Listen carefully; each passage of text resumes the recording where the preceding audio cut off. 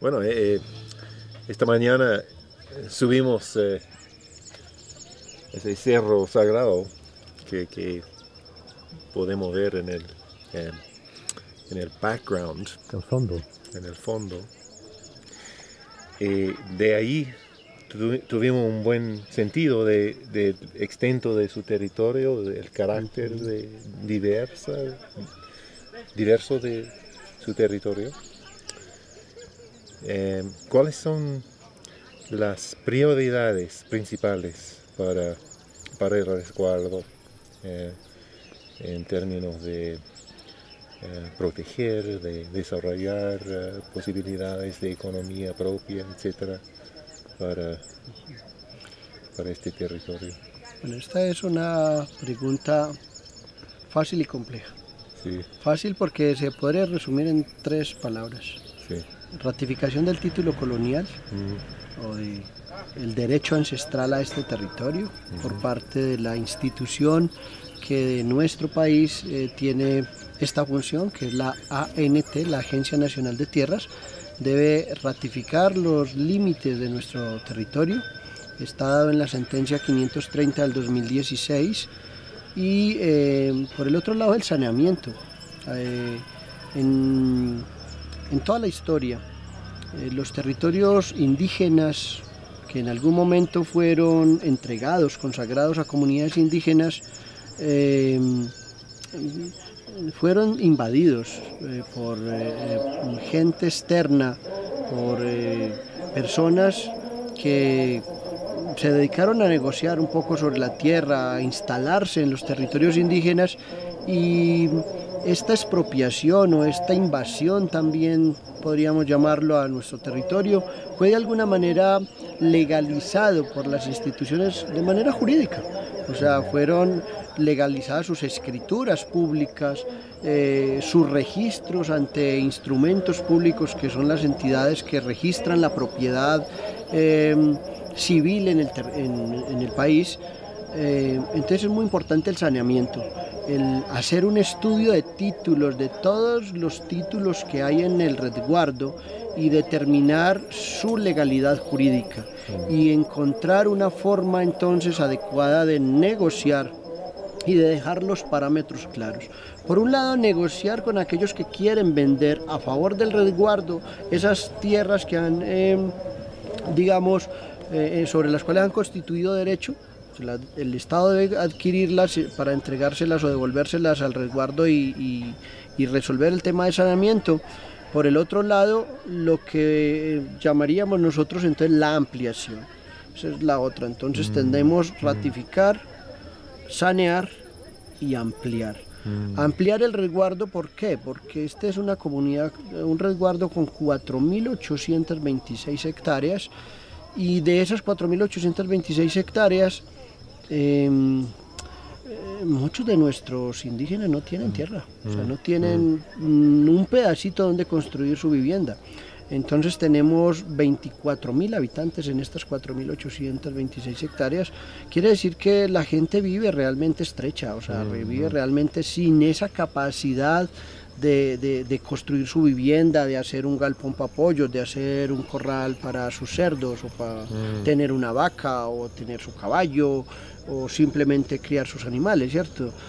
O hacer la producción de su soberanía alimentaria. No tiene esa capacidad muchas de nuestras familias, y consideramos que de acuerdo a una unidad que hay de medición de más o menos la cantidad de tierra que debe tener una familia para una vida medianamente digna, en esta zona son de alrededor de 12 hectáreas de tierra. Si habláramos de 10 hectáreas, por tener una medida un poco más fácil de hacer la matemática, pues hablaríamos de 82.000 hectáreas de tierra sobre las cuales tenemos realmente déficit. Es muy necesario que en estas entidades del Estado, que el Estado entonces adquiera tierras a favor de nuestra comunidad indígena. Entonces es indiscutible uno de los puntos centrales. Por el otro lado, hemos tenido una serie de iniciativas alrededor de este pequeño territorio. Este es un pequeño territorio que, a pesar de estar tan estrechos, a pesar de tener tanta limitación para acceder a un pedazo de tierra donde cultivar la alimentación, la comunidad estratégicamente ha decidido protegerle el derecho a los animales. Entonces tiene unas áreas conservadas, unas áreas única y exclusivamente para el derecho a la humanidad. O sea, tiene unas áreas que única y exclusivamente son para protección forestal. Entonces eso es muy importante. Estas áreas en estos momentos están haciendo los cálculos de manera georreferenciada, se están georreferenciando para saber con exactitud cuáles son el área de estas áreas protegidas para la humanidad. O sea, no son para nosotros, finalmente son para la humanidad, porque son áreas que no se vuelven a tocar, son áreas en las que se están sembrando árboles que no se vuelven a cortar. O sea, son árboles finalmente para la humanidad. Nos explicaron más temprano en el día de que hacia el sur, creo, había mucho más territorio que perdió este pueblo. Claro. ¿Cuáles son las posibilidades de recuperar ese territorio en parte o en todo? Ninguna. Esta es una área que es densamente poblada por otros indígenas también que han sido de alguna manera desconocidos en la institucionalidad, y bueno, de algunos también foráneos, propietarios que han adquirido durante estos 2 siglos de alguna manera un derecho allí. Entonces sobre esa área no es muy estratégico. La ampliación del resguardo debe darse hacia zonas de los municipios aledaños, donde hay finqueros o terratenientes o personas con extensiones realmente significativas. Entonces hay ciertas áreas donde hay personas con 400, 600, 800, más de 1000 hectáreas que pueden ser significativas, ¿cierto? Una finca de 1000 hectáreas, 2, 3 fincas de esas pueden ir representando de alguna manera una posibilidad para un número importante de nuestras familias que requieren hoy tener un lugar donde construir su vivienda y un lugar donde tener un pedazo de tierra para cultivar. Y eso significa que el Estado tendría que hacer una forma de compensación a los dueños existentes de esas fincas, acordar esos territorios al resguardo. Sí, eso significa que hay una regla también, y es que no hay posibilidad, digamos, acceder a esas tierras si el finquero o el dueño o el terrateniente no está de acuerdo. O sea, lo primero es de alguna manera el consentimiento, la voluntad del propietario de estas tierras en venderlas al Estado, para que el Estado se las pague y el Estado las entregue a la autoridad indígena y la autoridad indígena entonces se las adjudique a las comunidades. La adjudicación es que tiene usted el derecho de cultivar, pero no el derecho a la tierra, porque el derecho a la tierra para las comunidades indígenas es colectivo, o sea, es de todos, pero de ninguno en particular. Sí.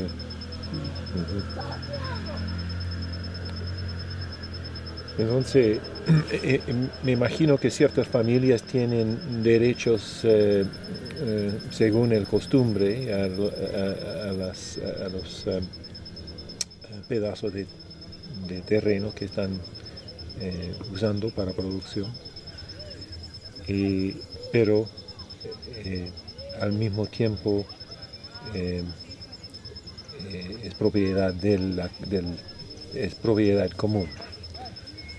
Hay un sistema familiar según costumbre, un sistema familiar de propiedad que no se puede vender, pero ellos dentro del sistema colectivo tienen ciertos derechos que son sujetos a herencia de una generación tras otra.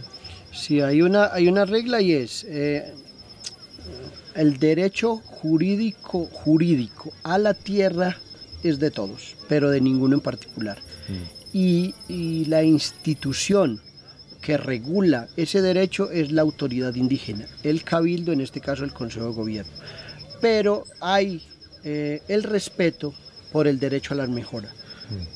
O sea, tú tienes el derecho a tu casa, tienes el derecho a tu palo de naranjo, a tu mata de yuca, a tu mata de caña, ¿cierto? Eso no te lo va a quitar nadie.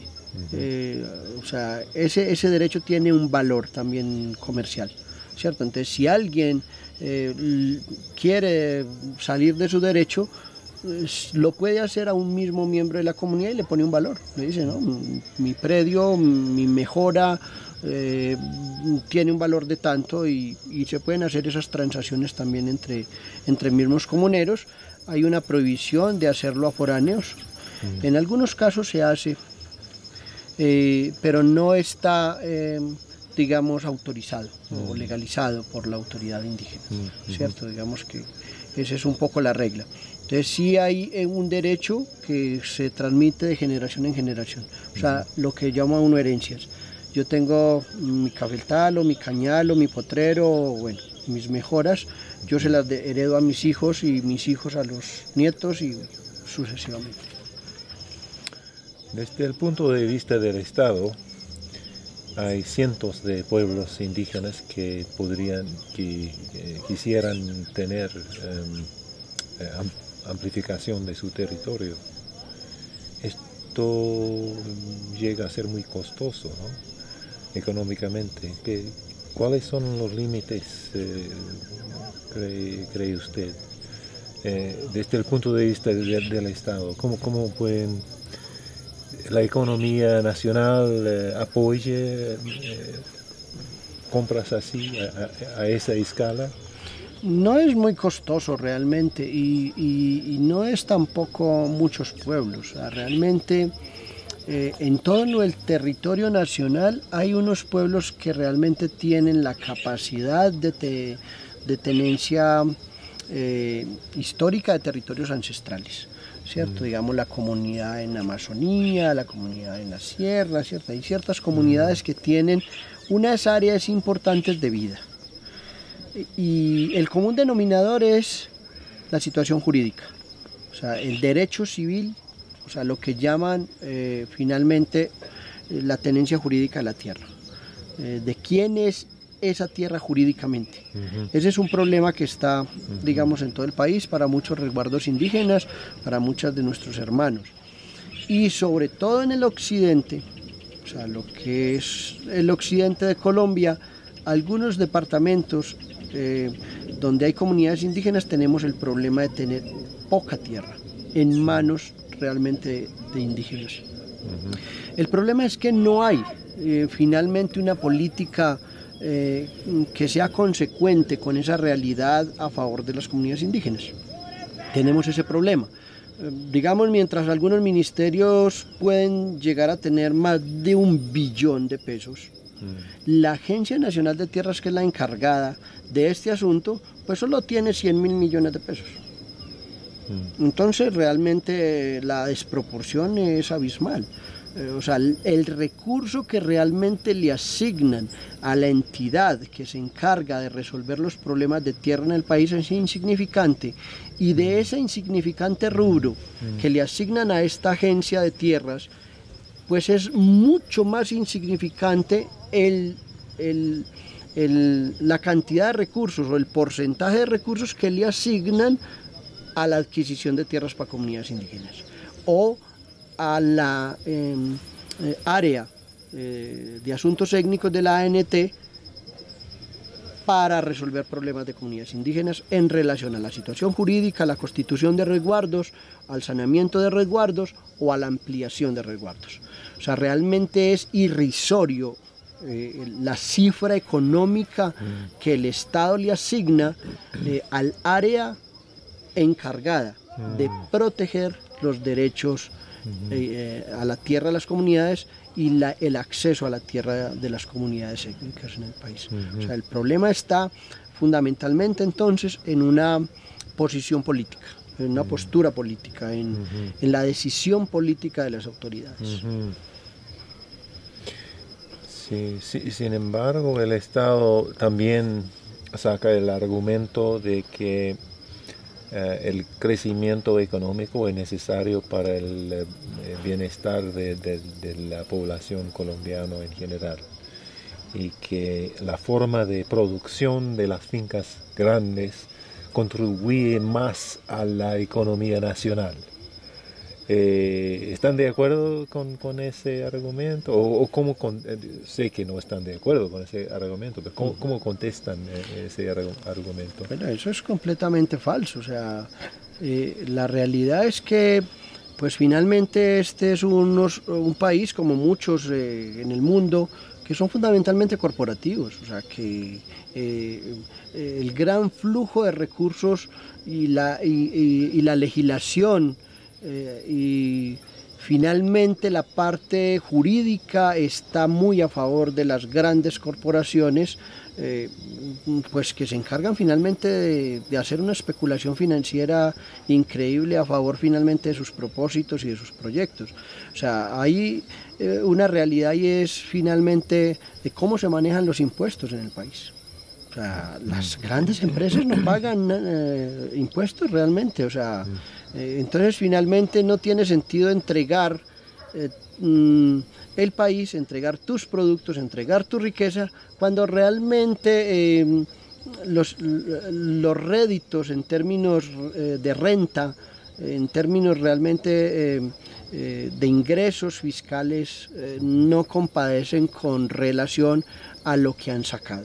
O sea, finalmente hay unas cadenas del negocio alrededor de finalmente todo lo que tiene que ver con el extractivismo, ¿cierto? Entonces, no es un cuento de que es necesario la gran industria agrícola, por ejemplo, ¿cierto? O sea, por ejemplo, hay personas en el país que en los registros pueden llegar a tener más de 200.000 hectáreas de tierra, ¿cierto? Entre ellos y sus familias. Se habla de personas que pueden tener 800.000 hectáreas de tierra. Entonces uno dice, bueno, ¿y en qué las tienen? Entonces son monocultivos, ganado, ganadería. ¿Qué produce el país? Y se va a mirar la renta y finalmente no compadece, ¿cierto? Las empresas extractivas, las compañías mineras, ¿cuáles son las rentas? Finalmente, ¿qué es lo que ingresa en el fisco en términos de Producto Interno Bruto de acuerdo finalmente a estos negocios y a esta apertura económica?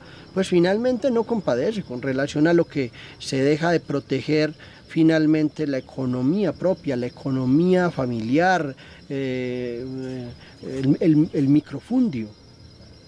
Entonces este es un país que ha cabalgado sobre esa realidad del desarrollismo y sobre el apoyo a la agroindustria, pero finalmente lo que tiene que ver directamente con los asuntos del microfundio, como lo vemos aquí en el resguardo, no hay apoyo. O sea, estas comunidades que tienen 4 matas de caña, que tienen simplemente unas cuantas matas de maíz, para eso no hay apoyo en el Estado. O sea, el apoyo está dirigido a quien tiene plata, a quien tiene las grandes empresas productoras en caña, o en palma, o en ganado, ¿cierto? Los grandes megacultivos, pues, que por lo general son extranjeros. Entonces, la realidad económica no es de esa manera.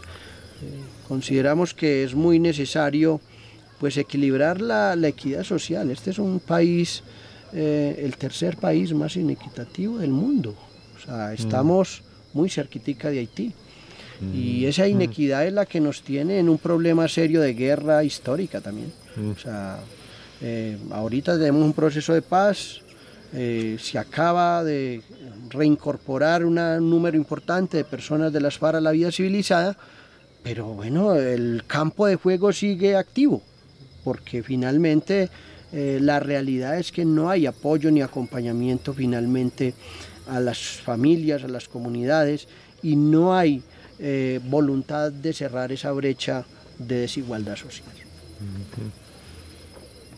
Desde el punto de vista de relaciones interétnicas, digamos, entre naciones indígenas y grupos en la sociedad mayoritario en términos de población, me imagino que Colombia, como Canadá, en Colombia como en Canadá, no hay ni 1 kilómetro cuadrado que no sea el territorio tradicional de algún grupo indígena. Entonces, ¿qué va a hacer el Estado con eso? ¿Cómo acomodar la realidad de una mayoría de colombianos que no se pueden identificar como indígenas, que no tienen ninguna posibilidad de formar resguardo, por ejemplo? Pero si en ciertas partes del país van creando más y más resguardos, van a aparecer gente que con una memoria cultural, histórica, diciendo, bueno, esa tierra fue nuestra. Y entonces hay cuestión sí, yo creo que es a un nivel, me estabas contando antes, contestando antes, de que realmente no hay tanta gente que el Estado tiene que acomodar, y en realidad no costaría mucho. Pero una vez establecido esos precedentes, ¿se dice precedentes? Ajá, sí. Ellos podrían tener miedo de que un movimiento eventualmente para convertir todo el país en resguardo indígena podría salir. O estoy... Bueno, estoy... Es producto de mi imaginación, pero... Sí, sí. Pero sí hay esa visión desde la institución de Estado, ¿cierto? De que es peligroso finalmente seguir promoviendo el apoyo, el acompañamiento al derecho étnico, porque pues pueden haber nuevas reivindicaciones étnicas o territoriales. Yo lo que creo es que un país democrático y un país garante de derechos, un país que realmente le interese proteger los derechos de las comunidades, finalmente la autodeterminación de su gente, que le interese cerrar la inequidad, tiene el camino hecho. O sea, tiene el camino hecho. O sea, el problema finalmente es la tara mental, política que hay en una serie de dirigentes que se han dedicado a acumular. O sea, hay personas que se han interesado fundamentalmente en acumular y no importa finalmente lo que esté sucediendo en el país, porque viven por lo general por fuera. O sea, viven fuera del país y en su gran medida pues la guerra que vive el país pues fundamentalmente se vive en las comunidades. O sea, no se vive en las zonas exclusivas de las grandes ciudades. O sea, se vive en los campos donde vive la gente más humilde. Entonces lo que hay finalmente es pues esa negación al derecho étnico, esa negación a las comunidades. Entonces finalmente las comunidades vivimos también unas realidades y es sálvese el que pueda. ¿Cierto? Entonces cada resguardo, cada comunidad, cada organización busca el mejor mecanismo como de buscar el mejor acompañamiento, el mejor espacio, la mejor posibilidad también de vida frente a esa realidad que le ofrecen sus gobernantes, ¿cierto? Entonces es buscando formas de proteger finalmente a su pueblo, a su organización, finalmente a esta expoliación que se mantiene.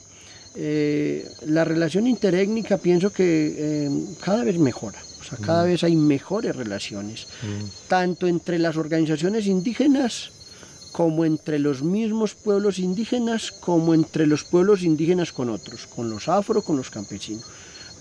Como siempre, ¿cierto? Hay en unas partes que los matices pueden ser menos claros que en otros, pero en general, digamos que a comparación de otros tiempos, hay mejor organización hoy, hay mejor capacidad de alianza y hay mejores posibilidades finalmente de hacer cosas de manera conjunta. Y hay mejores posibilidades también de reivindicaciones organizadas hacia el Estado. Entonces, pienso que cada vez tenemos mejores posibilidades finalmente de reclamarle al Estado y pues hay una necesidad imperiosa y es de insistir en que esa relación no sea tan desigual entre lo que son las expectativas y las exigencias, los reclamos, los sueños de vida de miles de comunidades y el Estado o el gobierno, ¿cierto? Las instituciones de Estado y de gobierno. Bueno, es una nota optimista. Sí. Y ha sido una inspiración realmente para mí personalmente compartir su experiencia y su perspectiva. Gracias. Bueno, muchas gracias, Colin, a usted por estar en nuestro resguardo y bueno, al CICADA por compartir con nosotros, por acompañarnos en esta lucha histórica. De verdad que nos sentimos muy orgullosos de poder ser socios del CICADA y poder estar en esta alianza y en este acompañamiento. Bueno, vamos a seguir adelante. Muchas gracias.